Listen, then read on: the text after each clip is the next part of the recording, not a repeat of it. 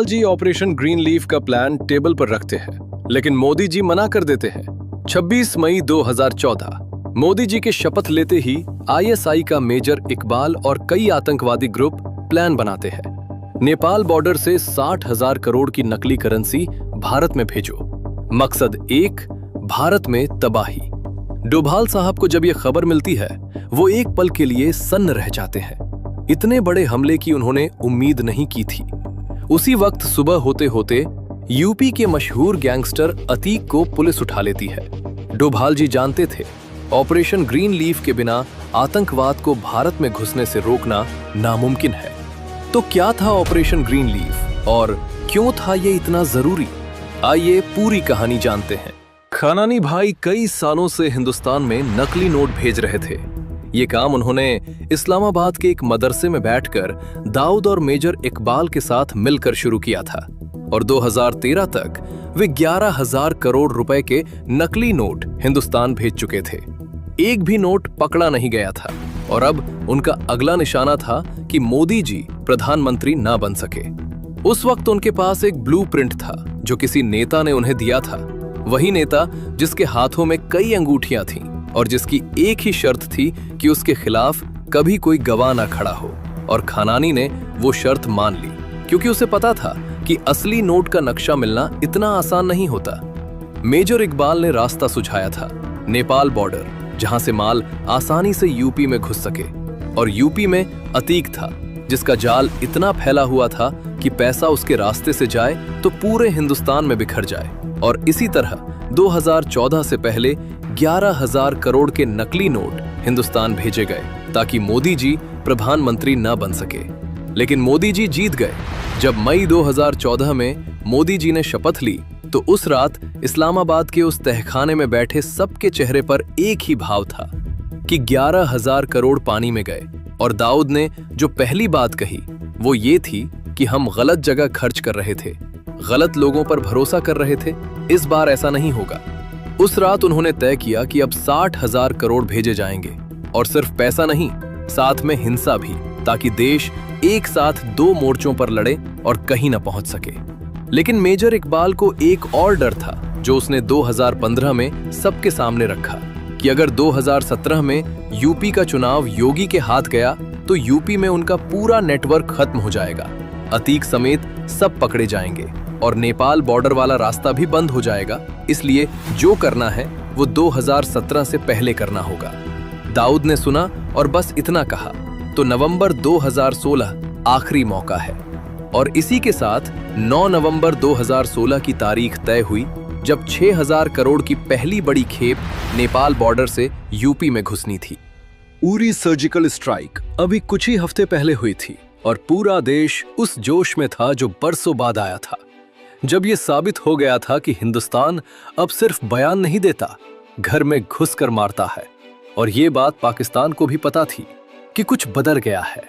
डोभाल जी उस दोपहर अपने दफ्तर के आंगन में टहल रहे थे, जैसे वे अक्सर किसी बड़े फैसले से पहले करते थे, कि उनका एक अधिकारी तेज कदमों से उनके पास आया और रुककर बोला, सर, हमारे एक स्पाई ने खबर भेजी है, पाकिस्तान 60,000 करोड़ के नकली नोट हिंदुस्तान में भेजने की तैयारी कर रहा है। डोभाल जी एक पल के लिए रुके, टहलना बंद किया और फिर धीरे से बोले, 60,000 करोड़, ये बहुत बड़ी रकम है।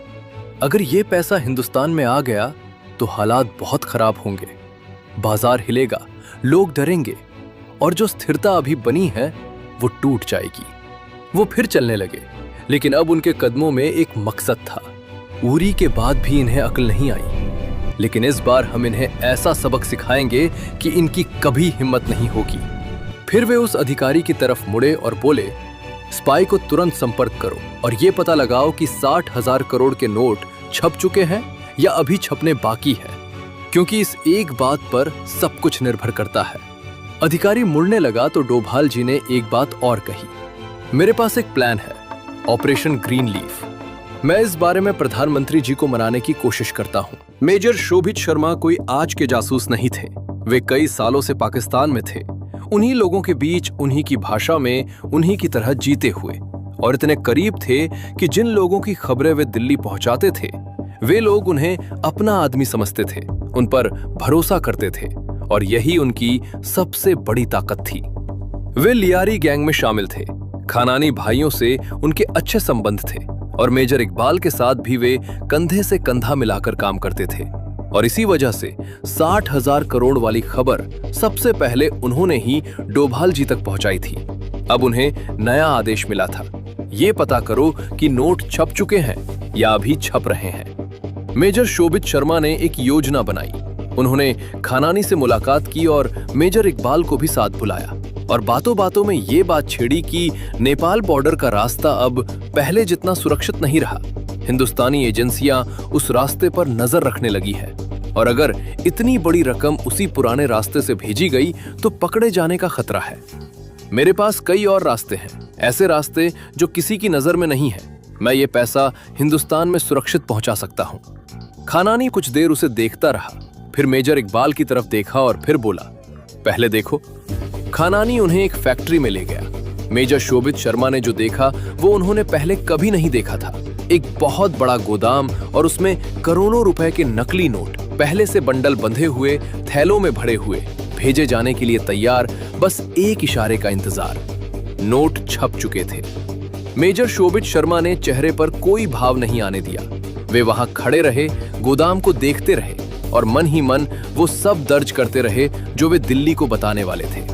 लेकिन खानानी के मन में एक डर था जो उस पूरी मुलाकात के दौरान उसकी आंखों में दिखता रहा कि कहीं ये खबर डोभाल जी तक न पहुंच जाए, क्योंकि अगर दिल्ली को पता चल गया तो सारा खेल खत्म। उधर दिल्ली में पीएमओ के एक कमरे में सिर्फ 2 लोग बैठे थे, मोदी जी और डोभाल जी। डोभाल जी ने सीधे बात शुरू की, सर, ऑपरेशन ग्रीन लीफ को जितनी जल्दी हो सके लागू करना होगा। इस बार 60,000 करोड़ नेपाल बॉर्डर से हिंदुस्तान में आने वाले हैं और ये नकली करेंसी है जिसे पकड़ना बेहद मुश्किल है। मोदी जी कुछ देर चुप रहे। वे गहरी सोच में थे। उन्हें पता था कि अगर ऑपरेशन ग्रीन लीफ अचानक लागू किया गया तो देश में बड़ी हलचल मचेगी, आम आदमी परेशान होगा और जो असर होगा वो सिर्फ दुश्मन तक नहीं रुकेगा। मोदी जी ने मना किया, डोभाल जी, ये सही कदम नहीं होगा। डोभाल जी ने एक पल रुककर कहा, सर, अगर ये पैसा हमारे देश में आ गया तो आतंकवाद को रोकना नामुमकिन हो जाएगा। ये सिर्फ करेंसी नहीं है, ये उस पूरे नेटवर्क की रीढ़ है जो देश के अंदर हिंसा फैलाना चाहता है। मोदी जी ने पूछा, कोई और तरीका नहीं है डोभाल जी? डोभाल जी ने सीधे आंखों में देखकर कहा, सर, पैसा छप चुका है और इन लोगों की हिंदुस्तान में पकड़ बहुत मजबूत है। यूपी से लेकर बॉर्डर तक उनका नेटवर्क फैला हुआ है। इसके अलावा कोई रास्ता नहीं बचता।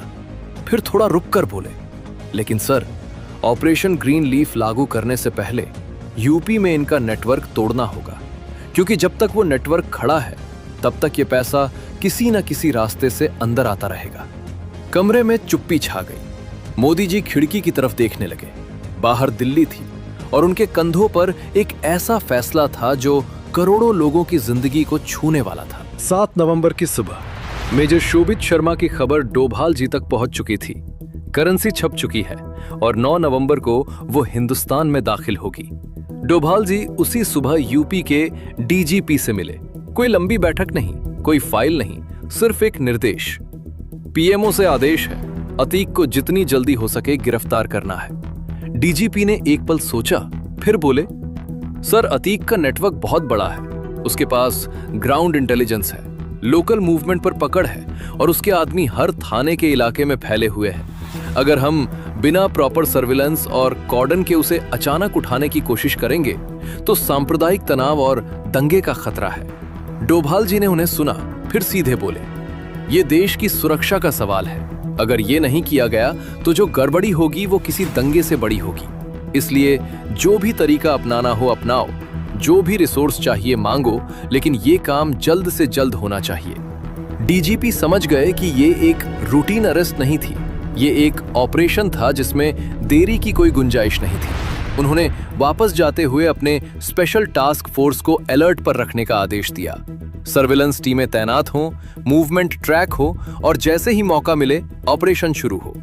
एसटीएफ के अधिकारियों को उसी रात एक क्लोज्ड डोर ब्रीफिंग दी गई, जिसमें सिर्फ इतना बताया गया कि टारगेट की लोकेशन कंफर्म करो, उसकी मूवमेंट का पैटर्न समझो और किसी भी हालत में कोई लीक नहीं होनी चाहिए, क्योंकि अगर अतीक को जरा भी भनक लगी तो वो अंडरग्राउंड हो जाएगा और फिर उसे निकालना और भी मुश्किल होगा। डीजीपी जानते थे कि ये ऑपरेशन सिर्फ एक गिरफ्तारी नहीं थी, ये उस पूरे नेटवर्क की कमर तोड़ने की पहली कड़ी थी और इसे अंजाम देने के लिए उनके पास सिर्फ 48 घंटे थे। उस रात इस्लामाबाद में खानानी के गोदाम में जो हलचल थी वो किसी और रात जैसी नहीं थी। दर्जनों आदमी एक साथ काम कर रहे थे। नकली नोटों के बंडल बक्सों में बंद हो रहे थे, बक्से ट्रकों में लोड हो रहे थे और खानानी खुद वहां खड़ा था, एक एक खेप पर नजर रखते हुए, क्योंकि इस बार दाऊद की चेतावनी उसके कानों में गूंज रही थी। उस शाम दाऊद ने उसे अलग से बुलाया था। कोई लंबी बात नहीं हुई। दाऊद ने सीधे उसकी आंखों में देखा और कहा, तूने मेरे 11,000 करोड़ डुबोए, वो पैसा गया और काम भी नहीं हुआ। मोदी फिर भी बैठा रहा। अब अगर इस बार भी कुछ ऐसा हुआ तो सही नहीं होगा। खानानी कुछ नहीं बोला। वो जानता था कि इस वक्त कोई सफाई काम नहीं करेगी, सिर्फ नतीजा करेगा। इसलिए उसने सिर हिलाया और गोदाम की तरफ चला गया। रात के 2 बजे तक अधिकतर ट्रक लोड हो चुके थे। हर ट्रक में करोड़ों रुपए के नकली नोट इस तरह से पैक किए गए कि ऊपर से देखने पर आम सामान लगे और नीचे से नहीं दिखे और बॉर्डर पर रूटीन चेकिंग में निकल जाए। लोडिंग खत्म होते ही मेजर इकबाल ने अतीक को फोन किया। सुनो, 8 नवंबर की शाम को सभी ट्रक नेपाल बॉर्डर पर पहुंच जाएंगे और 9 नवंबर की सुबह 4 बजे तुम्हें हिंदुस्तान की तरफ से ट्रक अपने कब्जे में लेने हैं। अतीक ने फोन रखा, अपने भरोसेमंद आदमियों को इकट्ठा किया और बॉर्डर की तरफ रवाना होने का हुक्म दिया। 8 नवंबर की शाम इस्लामाबाद की उस फैक्ट्री में सभी ट्रक तैयार खड़े थे, नोटों से भरे, बंद, रवाना होने का इंतजार करते हुए। बस एक आखिरी हरी झंडी की देर थी। मेजर शोभित शर्मा भी वही थे, उन्हीं लोगों के बीच उसी फैक्ट्री में, चेहरे पर वही भाव जो पिछले कई सालों से लगाए हुए थे, लेकिन मन में वो सब दर्ज करते जा रहे थे जो दिल्ली को जाना था। उधर तराई में अतीक के आदमी भी तैयार थे, बॉर्डर के पास चुपचाप ट्रकों का इंतजार करते हुए। और उसी सुबह दिल्ली में एक बंद कमरे में 4 लोग बैठे थे, मोदी जी, डोभाल जी, वित्त मंत्री अरुण जेटली जी और आरबीआई गवर्नर। डोभाल जी ने कहा, सर, यह ऐलान आज रात ही करना होगा, 1 भी घंटे की देरी नहीं हो सकती। मोदी जी ने एक बार सबकी तरफ देखा, फिर धीरे से सिर हिलाया। फैसला हो गया था। उसी वक्त यूपी में एक पुलिस टीम पूरे दस्तावेज और वारंट लेकर निकली थी। एसटीएफ के जवान प्लेन क्लोथ्स में, अतीक की लोकेशन कंफर्म हो चुकी थी और ऑपरेशन शुरू हो गया था। कुछ ही देर में अतीक पुलिस की गिरफ्त में था। इस्लामाबाद में दाऊद, मेजर इकबाल, खानानी भाई और कई और लोग एक कमरे में बैठे थे, ट्रकों के बॉर्डर पार करने का इंतजार कर रहे थे, घड़ी देख रहे थे और रात 8:15 हो चुके थे। तभी एक आदमी भागता हुआ कमरे में घुसा। उसकी सांसें उखड़ी हुई थी। भाईजान, टीवी पर देखो, क्या आ रहा है। सब एक साथ टीवी की तरफ मुड़े। स्क्रीन पर मोदी जी थे, सीधे देश को संबोधित करते हुए, और वो ऐलान कर रहे थे कि आज रात से 500 और 1000 के नोट बंद। कमरे में कोई नहीं बोला। नोटों से भरे ट्रक बाहर खड़े थे। सब कुछ तैयार था और सब कुछ एक झटके में कागज हो गया था। खानानी बड़ा उठा, कमरे से बाहर निकला, छत पर गया और उसी वक्त नीचे गिरकर उसने अपनी जान दे दी।